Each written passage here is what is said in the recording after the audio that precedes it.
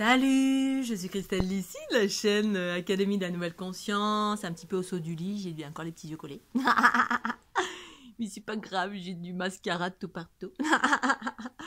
Alors j'avais envie ici maintenant, j'avais envie de faire une petite vidéo, je m'apprêtais à déjeuner, puis là j'ai vraiment un truc en tête, relié aux animaux, l'amour universel ou l'amour duel.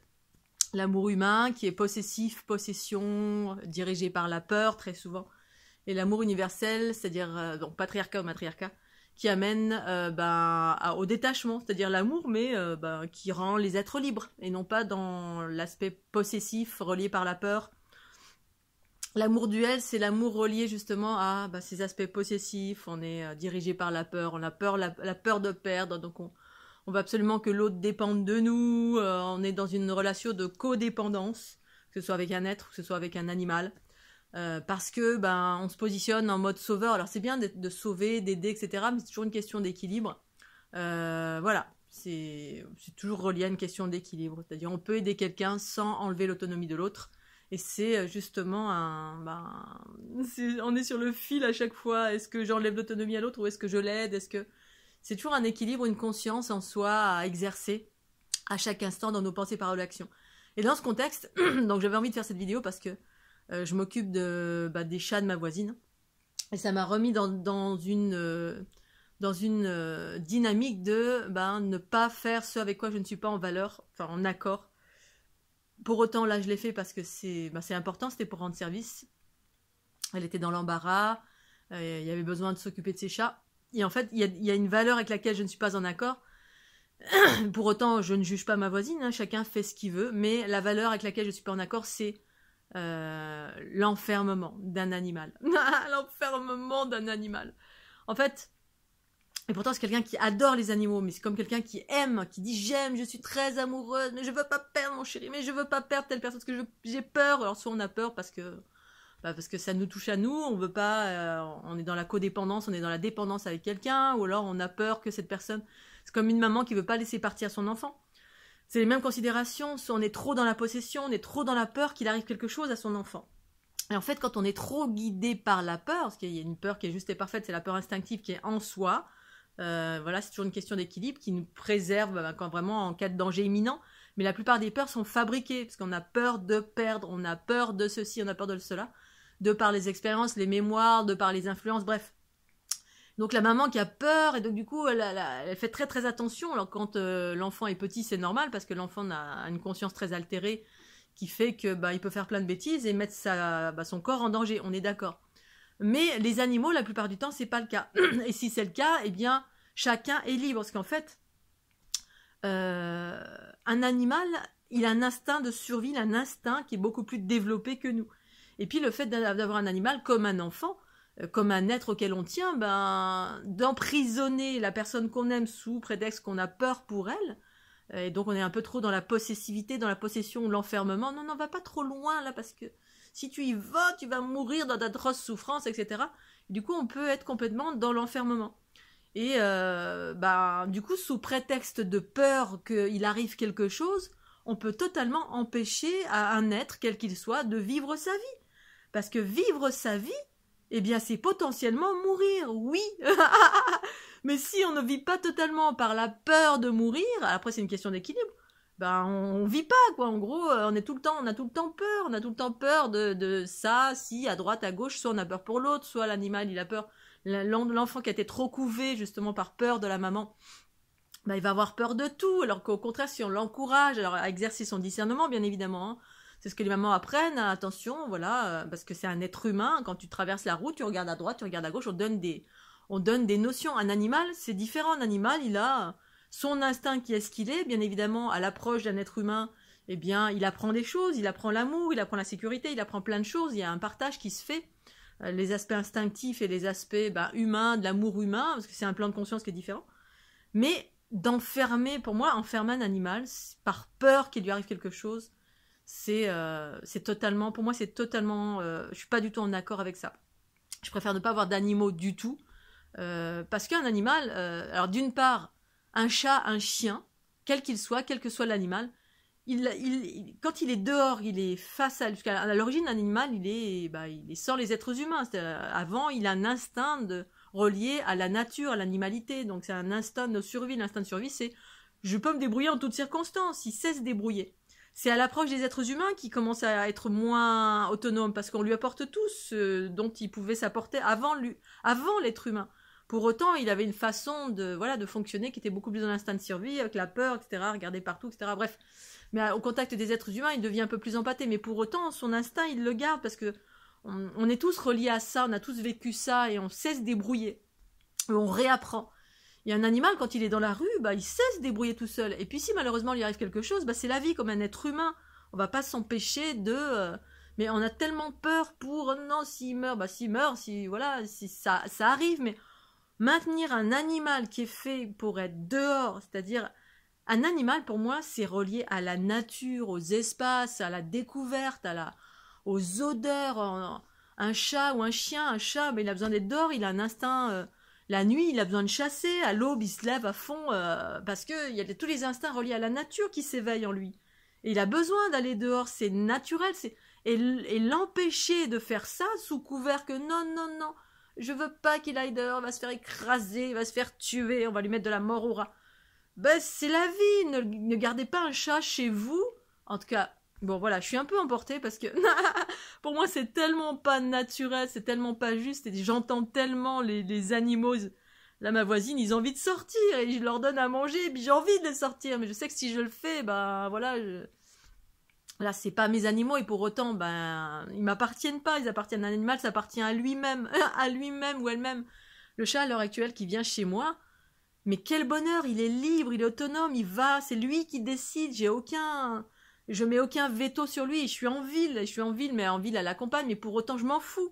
Je fais confiance, l'idée c'est de faire confiance comme on fait confiance à son enfant, l'encourager, mais on lui a donné une éducation, bien sûr, parce qu'un enfant, un être humain, c'est pas un animal, mais un animal enfermé pour moi, c'est juste pas possible. Un animal en laisse, c'est pareil, c'est juste pas possible.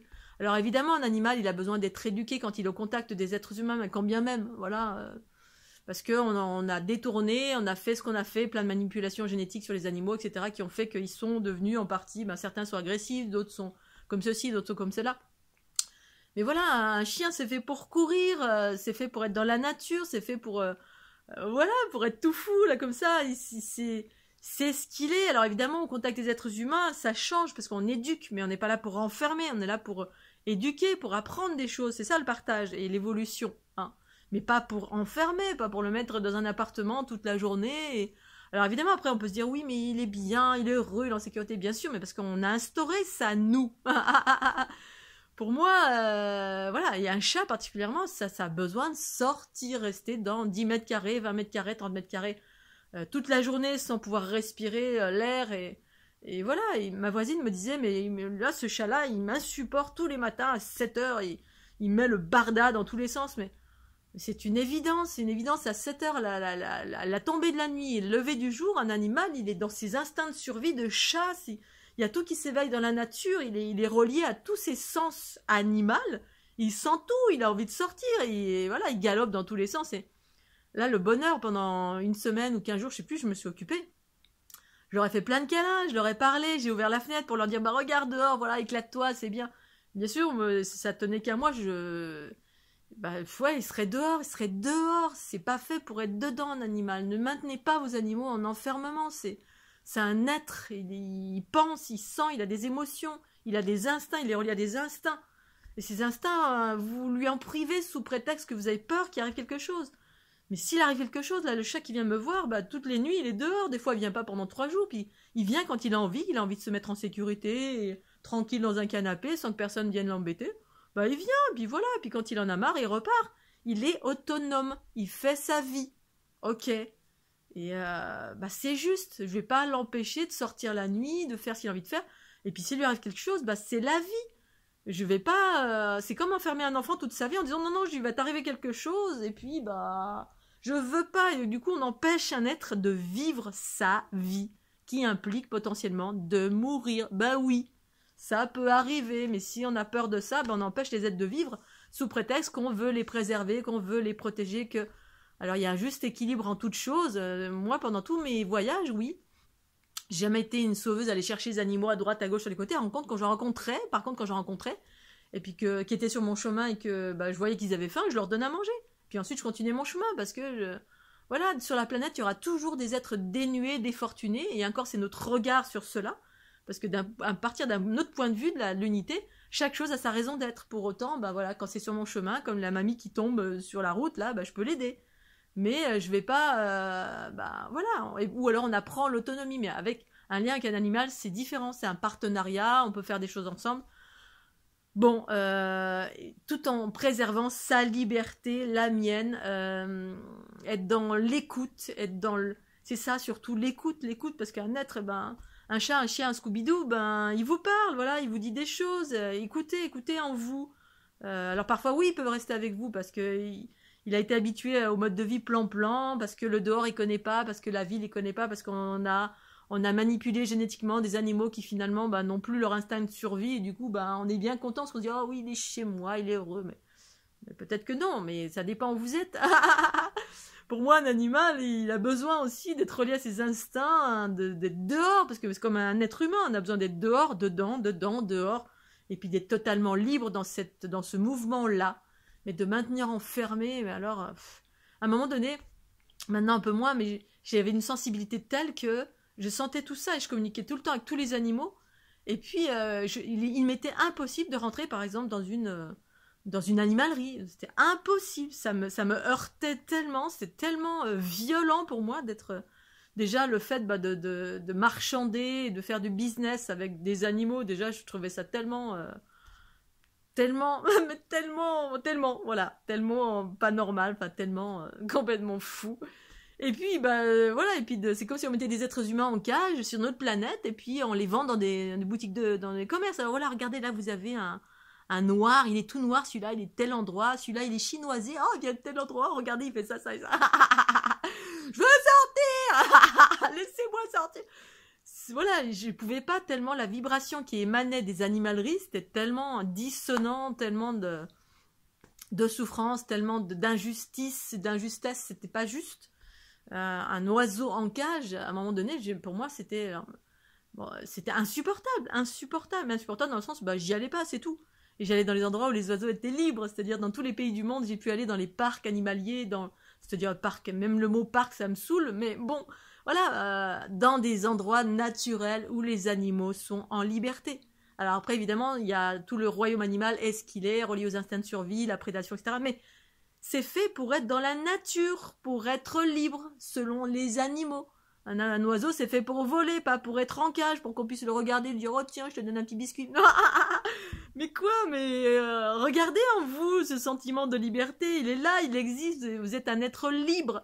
Alors évidemment, c'est le reflet de la relation d'amour, duel, possessif, sauveur. Ah, je vais te sauver, viens chez moi, tu vas plus être dehors dans la rue. Oh là là, pauvre animal. Mais un animal dans la rue, il se débrouille 10 000 fois plus que vous. Voilà, et pour se nourrir, pour n'importe quoi, un chat, c'est puissant, un chien, c'est puissant, n'importe quel animal, c'est hyper puissant pour pouvoir survivre et se débrouiller et être libre. Et voilà, et le contact avec l'être humain, c'est le plus, parce que c'est nous qui avons instauré ça.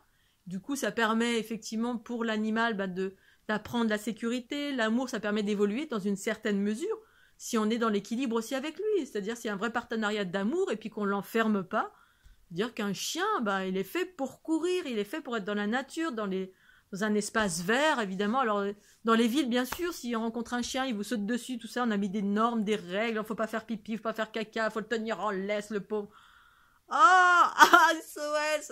Laissez-les tranquilles, allez dans la nature, si vous êtes dans la campagne, ok, il y a un chien, il y a un chat, et il y a un partenariat d'amour, parce que c'est magnifique, ce partenariat. Je suis née avec des animaux, moi.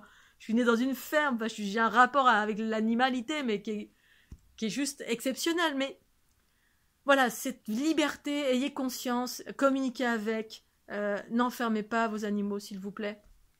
Alors bon, voilà, je suis un peu emportée, pardon, parce que je vois à chaque fois que j'ouvre la porte les chats qui ont envie de sortir et j'ai envie de les mettre dehors. Oh là là, mais ils sont ma voisine. Et moi j'entretiens, voilà, chacun entretient un rapport relatif à qui vous êtes, où vous en êtes. dans votre façon d'être, dans votre équilibre intérieur. Voilà, moi j'ai vraiment aujourd'hui beaucoup de chance de côtoyer ce chat, mais en même temps j'en ai pas besoin, j'avais pas envie d'avoir un chat.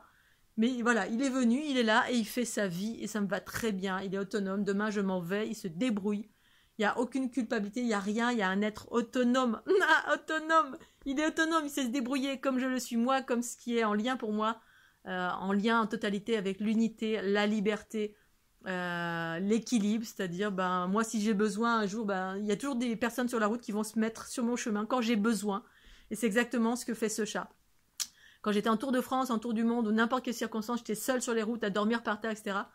Justement, l'initiation, c'était ça, c'est que, oui, seule, mais avec le monde. C'est-à-dire, ouais, j'étais pleinement avec moi, je me débrouillais en totalité, et c'est ça, oui, je peux me débrouiller avec rien, je peux vivre avec rien, c'était une découverte. Et quand j'avais besoin, à X moment, même dans ma vie, quand j'ai déménagé ou n'importe quoi, j'étais seule, quand j'avais besoin, il y avait toujours quelqu'un qui se présentait, qui était là. Mais tout le temps, quelqu'un où je pouvais faire appel à... Et les chats, les animaux, c'est pareil. Là, ce chat-là, quand il a besoin, il va gratter à la porte à droite, à gauche, sur les côtés. Il y a toujours un être humain qui est là, qui est bienveillant, qui va lui donner à manger, qui va lui donner des câlins, et il va d'un point à un autre, et il se débrouille. Et même sans les êtres humains, avant, il se débrouillait. Voilà, il se débrouillait dans la nature. Un chat dans la nature, moi je suis née à la campagne, il mange des souris, voilà, il a sa vie de chat, quoi. Il s'éclate, il regarde les oiseaux passer, il s'amuse toute la journée, voilà, il va se nourrir par lui-même, il chasse. Bref, il a son mode de fonctionnement qui est bien plus... il peut se débrouiller, pas comme nous, les êtres humains, où nous, là, il faut un supermarché, on a besoin de plein de choses, d'une maison, de ci, de là. Un chat, non. Du tout, il n'est pas malheureux. Du tout, quand ils sont sauvages, ils sont sauvages juste parce qu'ils se méfient des êtres humains, ils ont peur, ils se méfient, et puis ils ont bien raison, parce que... voilà, mais ils sont un peu trop sauvages, mais... ils se débrouillent, voilà, c'est ça. Donc, autant que possible, s'il vous plaît, arrêtez d'enfermer vos animaux, écoutez-les surtout, mettez-vous à l'écoute, écoutez ce dont leurs besoins. S'ils ont besoin de manger, vous leur donnez, et puis après, s'ils ont besoin de sortir, laissez-les sortir. C'est fait pour être dehors, un animal, c'est pas... Voilà, c'est comme si j'enfermais un enfant, et puis que je lui dis, non, tu restes là, parce que j'ai peur que tu meurs si tu traverses la route, si tu fais ci, tu fais ça. On fait pas ça avec nos enfants. Et pour autant, si on le fait, on en fait un enfant complètement...